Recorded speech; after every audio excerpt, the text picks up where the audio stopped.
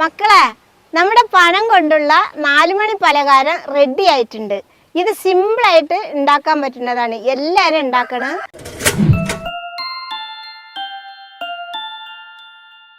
ഞാൻ അതിന് വേണ്ടിയിട്ട് ഇവിടെ 2 നേന്ത്രപ്പഴമാണ് എടുത്തിട്ടുള്ളത്. ഇതേപോലെ 2 പഴുത്ത പഴമാണ് ഞാൻ എടുത്തിട്ടുള്ളത്. കണ്ടില്ലേ? ഈ പഴം ഇനി നമുക്ക് ഈ ജാറിലേക്ക് മുറിച്ചിട്ട് കൊടുക്കാം.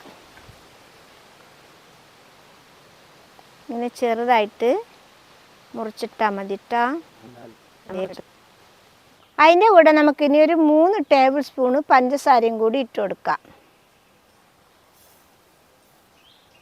എന്നിട്ട് നമുക്ക് വെള്ളമൊന്നും ഒഴിക്കാതെ നന്നായിട്ട് അരച്ച് കൊണ്ടുവരാം. നമ്മുടെ പഴം അരച്ച് കൊണ്ടുവന്നിട്ടുണ്ട്. ഇതേപോലെ നന്നായിട്ട് അരച്ചെടുക്കുക. ഇനി നമുക്കിതൊരു പാത്രത്തിലേക്ക് ആക്കാം.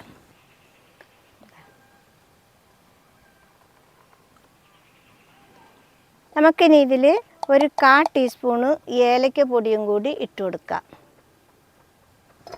ഒരു നുള്ളു ഉപ്പും കൂടി ഇട്ട് കൊടുക്കാം. ഇനി നമുക്കിതിൽ ഞാനിവിടെ എടുത്തിട്ടുള്ളത് 1 കപ്പ് അരിപ്പൊടിയാണ്. വറുത്ത അരിപ്പൊടി, നമ്മൾ പത്തിരിക്കൊക്കെ എടുക്കുന്ന അരിപ്പൊടി വറുത്തതാണ്. കുറേച്ചായിട്ട് നമുക്ക് മിക്സാക്കി എടുക്കാം. കുറേശ്ശെ ഇട്ടാൽ മതിയെ, മുഴുവനായിട്ടിട്ടാൽ ചിലപ്പോൾ കൂടിപ്പോവും, ചിലപ്പോൾ കുറഞ്ഞു പോവും. ഈ പഴത്തിനനുസരിച്ച്, പഴം പഴുത്തിരിക്കുന്നതിനനുസരിച്ച് നമ്മൾ പൊടിയിട്ട് കുഴയ്ക്കണം. കുറേശ്ശെ മാവ് വേണം ഇട്ട് കൊടുക്കാൻ കേട്ടോ. നമ്മൾ എടുക്കുമ്പോൾ കയ്യിൽ ഒട്ടി പിടിക്കാതെ രീതിക്ക് വേണം മാവിട്ട് കുഴച്ചെടുക്കാൻ. കണ്ടില്ലേ? ഇതിൽ നമ്മൾ വെള്ളമൊന്നും ചേർത്ത് കൊടുത്തിട്ടില്ല കേട്ടോ. പഴത്തിൻ്റെ നനവാണ് ഇതിന് വേണ്ടത്. അത് മാത്രം മതി, പഴം അടിച്ചിട്ടുള്ള അതിൻ്റെ നനവ്. ഇതേപോലെ കുഴച്ചെടുക്കുക. കണ്ടില്ലേ? കയ്യിൽ ഒട്ടാതെ രീതിയിൽ കുഴയ്ക്കുക. ഇനി നമുക്ക് ഇത് ചെറിയ ചെറിയ ഉരുളകളാക്കി എടുക്കാം. നമ്മൾ ഈ പിടിയൊക്കെ ഉണ്ടാക്കുമല്ലേ, ആ ചെറിയ വലിപ്പത്തിൽ നമുക്കിത് ഉരുളയാക്കി എടുക്കാം. ഇതെടുത്തിട്ട് കണ്ടില്ലേ? ഇതേപോലെ നമുക്ക് എല്ലാതും ആക്കിയെടുക്കാം.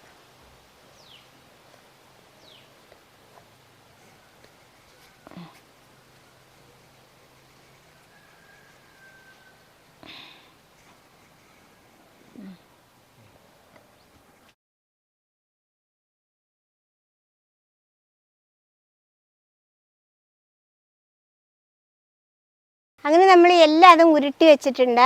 നമുക്കിനി ഇതൊന്ന് ആവിയിൽ വെച്ച് വേവിച്ചെടുക്കണം. അതുകൊണ്ട് ഞാനൊരു ഇഡ്ഡലി പാത്രം വെച്ച് കത്തിച്ച് വെള്ളം നമുക്ക് തിളച്ചതിന് ശേഷം അത് വാരി വെക്കാം.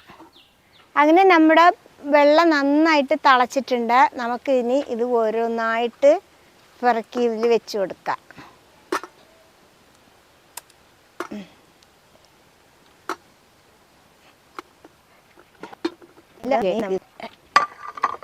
ഇനി നമുക്കിത് മൂടി വെച്ച് കൊടുക്കാം. ഇത് നന്നായിട്ടൊന്ന് വേകട്ടെ, എന്നിട്ട് അതുവരെ നമുക്ക് വെയിറ്റ് ചെയ്യാം. ഇത് നമുക്കൊരു 8-10 മിനിറ്റ് നന്നായിട്ട് തീ വെച്ച് വേവിച്ചെടുക്കാം. അങ്ങനെ നമ്മുടെ ഉരുളകൾ വെന്തിട്ടുണ്ട്. കണ്ടില്ലേ? നല്ല സൂപ്പറായിട്ട് വെന്തിട്ടുണ്ട്. ഇനി നമുക്കിത് ഇറക്കി വെക്കാം. ഇനി നമുക്കൊരു ചീനിച്ചട്ടി അടുപ്പത്ത് വെക്കാം. ചട്ടി ചൂടായിട്ടുണ്ട്. നമുക്ക് 1 ടേബിൾ സ്പൂണ് നെയ്യ് ഇതിലേക്ക് ഒഴിച്ചു കൊടുക്കാം.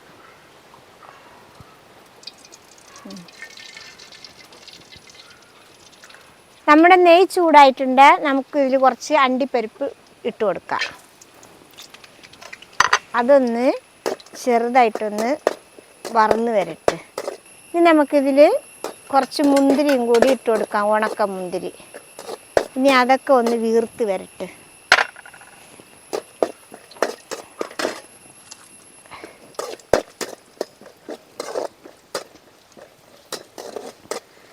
മുന്തിരിയൊക്കെ വീർത്ത് വരുന്നുണ്ട്.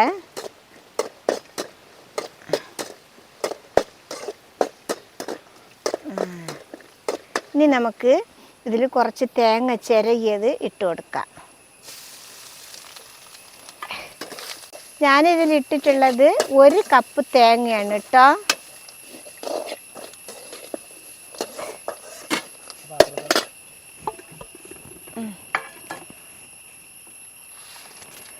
തേങ്ങ കളർ മാറൊന്നും വേണ്ട. തേങ്ങ ഒന്ന് വാടി വന്നിട്ടുണ്ട്. നമുക്കിനി ഇതിൽ 1 ടേബിൾ സ്പൂണ് പഞ്ചസാര കൂടി ഇട്ട് കൊടുക്കാം. ഇനി നമുക്കിത് നന്നായിട്ടൊന്ന് ഇളക്കി കൊടുക്കാം. പഞ്ചസാരയും തേങ്ങയും കൂടെ നന്നായിട്ട് മിക്സായി വരട്ടെ. തീ ഒരു മീഡിയം ലെവലിൽ വെക്കാൻ പാടുള്ളൂ കേട്ടോ. ഈ വക സാധനങ്ങളൊക്കെ ചെയ്യുമ്പോൾ അതില്ലെങ്കിൽ കരിഞ്ഞു പോവും, ചിലപ്പോൾ അടി പിടിക്കുകയൊക്കെ ചെയ്യും. ഇപ്പം നമ്മുടെ പഞ്ചസാരയൊക്കെ തേങ്ങയിൽ നന്നായിട്ട് പിടിച്ചിട്ടുണ്ട്. നമുക്കിനി നമ്മൾ ഉരുട്ടി വെച്ച ഉരുളകൾ ഇതിൽ ഇട്ട് കൊടുക്കാം. ഇനി ഒന്ന് നന്നായിട്ടൊന്ന് ഇളക്കി കൊടുക്കാം. ഇതിപ്പോൾ തേങ്ങയും അതിൻ്റെ നെയ്യും ഒക്കെപ്പാടെ ഇതിൽ നന്നായിട്ട് ഇതായിട്ടുണ്ട്. ഇനിയിപ്പോൾ നമുക്ക് ഇത് ഇറക്കി വെക്കാം.